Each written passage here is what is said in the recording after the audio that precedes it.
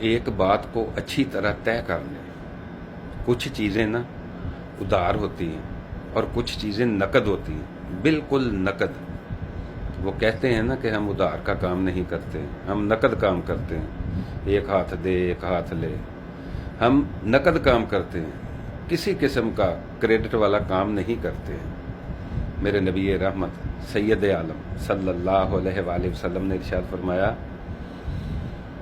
بہت سے گناہ ایسے ہیں جن کی سزا اللہ تعالیٰ دنیا میں جلدی نہیں دیتا ہے، اور بہت سے گناہ ایسے ہیں جن کی سزاؤں کو اللہ تعالیٰ نے مؤخر کر دیا ہے، جن کی سزائیں قیامت والے دن اللہ تعالیٰ دے گا۔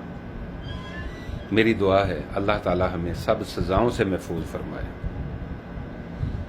لیکن میرے نبی رحمت سید عالم صلی اللہ علیہ وآلہ وسلم نے کبھی کسی کے لیے دعائے ضرار نہیں فرمائی۔ آپ صلی اللہ علیہ وآلہ وسلم کو تو جنہوں نے پتھر بھی مارے، ان کے لیے بھی آپ صلی اللہ علیہ وآلہ وسلم نے نہیں کہا کہ یہ تباہ ہو جائیں، برباد ہو جائیں، ان کی ناک خاک آلود ہو جائے۔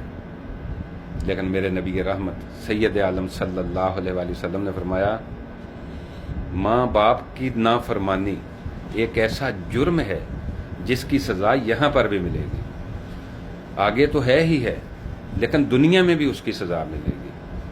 وہ مشہور حدیث ہے سیڑھیوں والی، جس پر آپ صلی اللہ علیہ وآلہ وسلم نے آمین فرمایا تھا۔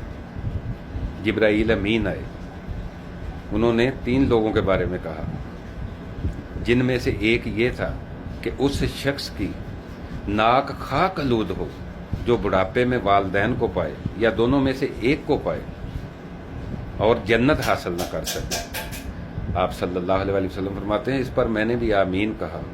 ہو جائے ایسا شخص، اس کی ناک خاک آلود ہو جائے جو ماں باپ کا نافرمان ہے۔ جبرائیل امین نے جب یہ کہا تو آپ صلی اللہ علیہ وآلہ وسلم نے آمین کہا۔ یہ ماں باپ کی نافرمانی ایسا گناہ ہے، ایسا جرم ہے جس کو آقا کریم صلی اللہ علیہ وآلہ وسلم نے بھی پسند نہیں فرمایا۔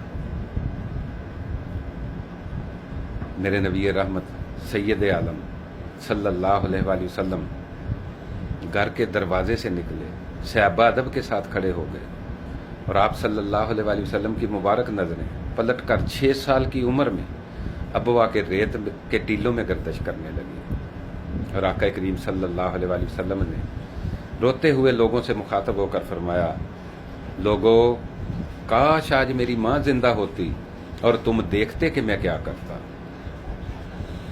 میں تم لوگوں کو نماز عشاء پڑھا رہا ہوتا اور نماز عشاء میں سورہ فاتحہ کی تلاوت کر رہا ہوتا کہ اچانک میری ماں کو میرے ساتھ کوئی کام یاد آ جاتا اور میری ماں دروازے کی چلمن کو سرکا کر کہتی، ابنی محمد۔ آپ صلی اللہ علیہ وآلہ وسلم نے فرمایا، لوگوں، اللہ کی قسم، میں نماز کو چھوڑ کر پہلے اپنی ماں کی بات کو سنتا۔ یہ وہ ماں کی محبت ہے جس کو آقا کریم صلی اللہ علیہ وآلہ وسلم نے بھی محسوس کیا۔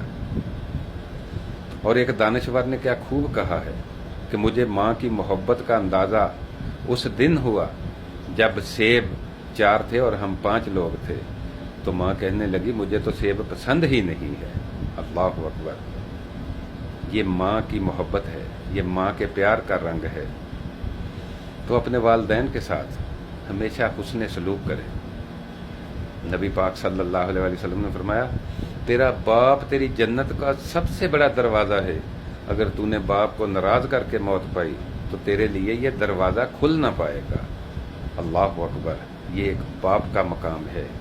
تو والدین کے ساتھ ہمیشہ حسن سلوک کریں۔ والدین کی نافرمانی ایسا جرم ہے جس کی سزا دنیا میں بھی ملے گی اور آخرت میں بھی ملے گی۔ میری دعا ہے اللہ تعالی ہمیں سمجھنے کی نصیب عطا فرمائے۔ آمین یا رب العالمین۔